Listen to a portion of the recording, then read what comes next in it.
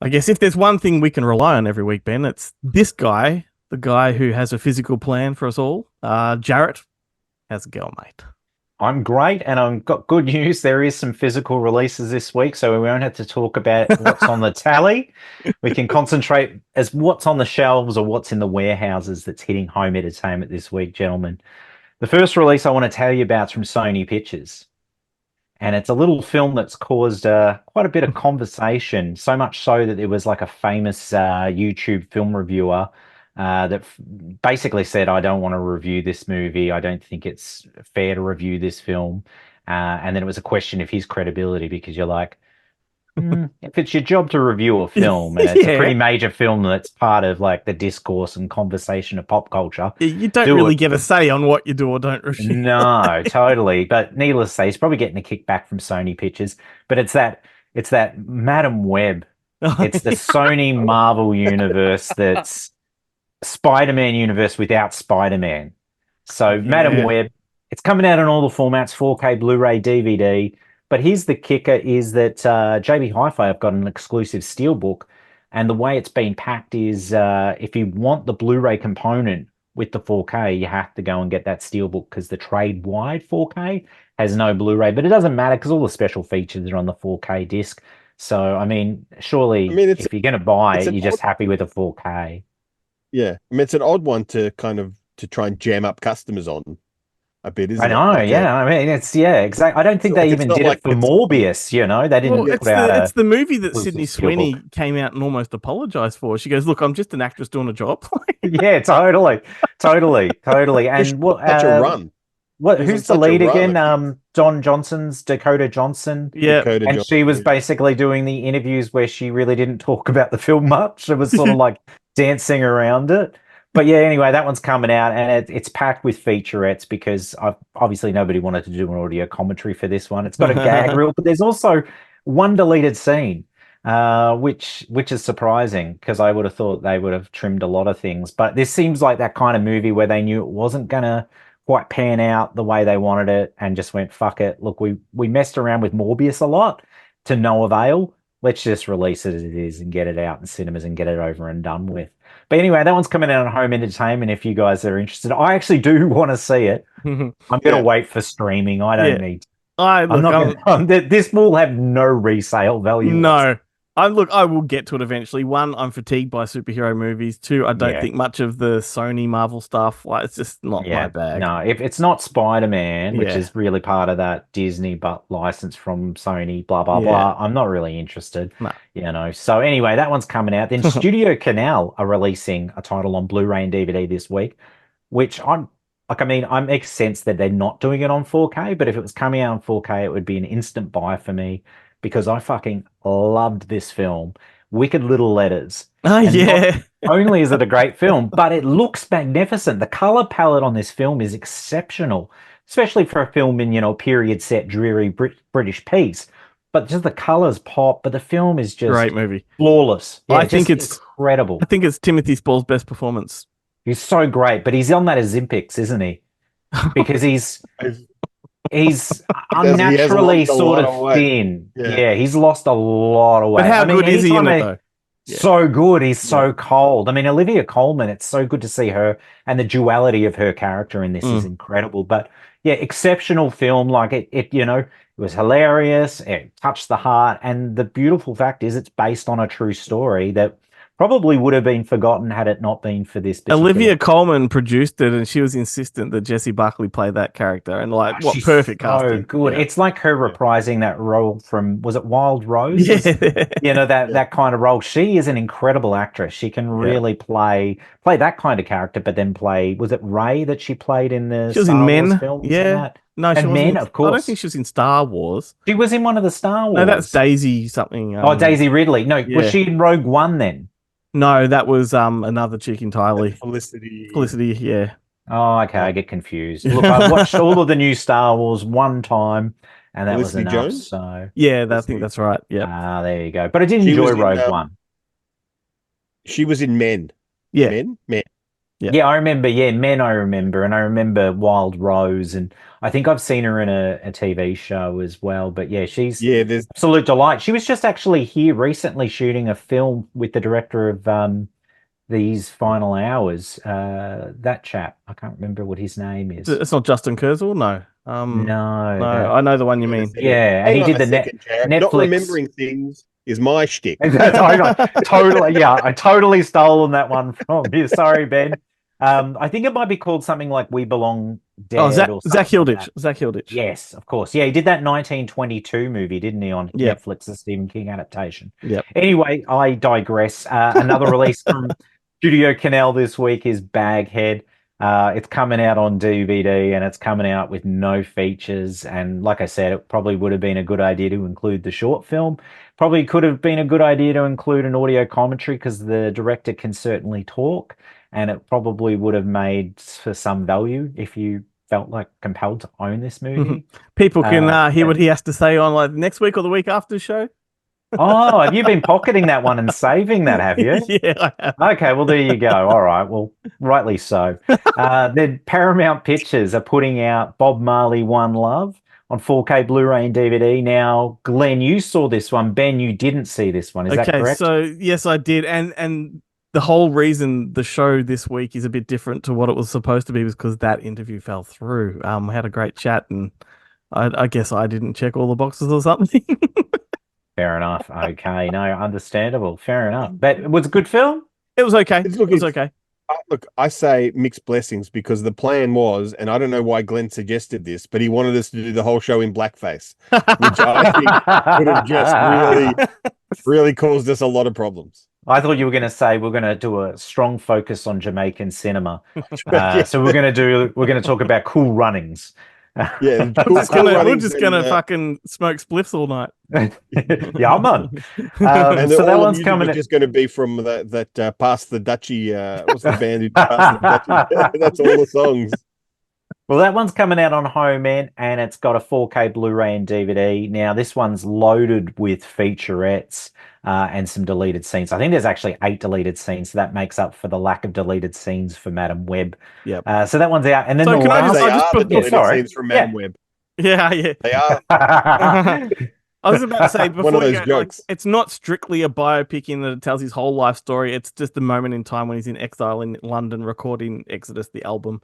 That's the time Right. frame, and it has a few flashbacks to his childhood, but it's mostly just like a 2 or 3 year period. Oh, Put on I the like plus- that. That's a good concept because then if it does work, you can always expand upon it and do a sequel. Bob Marley, To Love. In like it's in 7-year blocks. Yeah. I'm waiting for the final cut where they cram all 3 of them together. That's if they make 3 films. Yeah, 3 Love. They could just Three call Love. it threesome, let's face it. Yeah. I will mention that kind of off topic before I get to the last film. I did check out The Strangers Chapter 1 in cinemas, and it was by the numbers, but I enjoyed it, for what it was, and it's a good setup for this, new trilogy of films, and I'm excited to see where it goes. But they've already announced the home entertainment date. Like it was in cinemas, and the date came out. It's coming out like the end of July, July 24th locally on yeah. Blu-ray and DVD, which is exciting. That's through I'll Madman, definitely buy it. Yeah, it is. It's Rialto Madman. distribution. Actually, no, it's Kismet, but Kismet's That makes a lot distribution of goes through Madman. But yeah, so it's coming out before the end of July, and then I guess the plans are that Chapter 2 will release in the US fall, so probably September, October.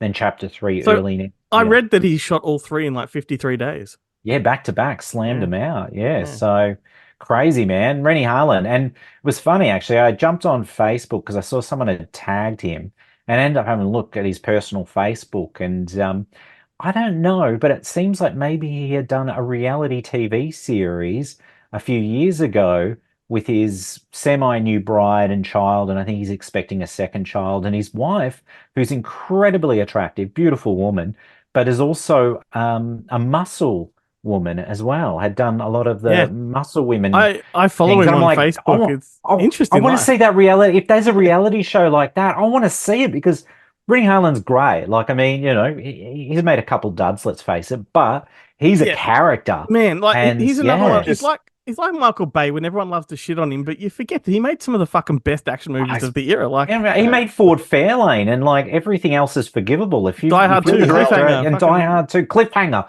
one of the greatest action films of all time. Every time I watch it, I have Long a Kiss deeper Goodnight. appreciation. Yeah, the guy is exceptional. Rennie Harlan 1,000 times over Michael Bay. Like Rennie Harlan. But also, but my point being, Nightmare on Elm Street 4, Prison. I hear people even shitting on Michael Bay, and I'm like, do you forget that he gave us The Rock? Like he gave us, first Bad Boys. Like he's done some great movies. Well, he gave us Pain and Gain, and I actually really liked that movie. I thought it was fantastic. But he did give us all of those Transformers films. So blame Spielberg too. Blame Spielberg too. Yeah, okay, yeah.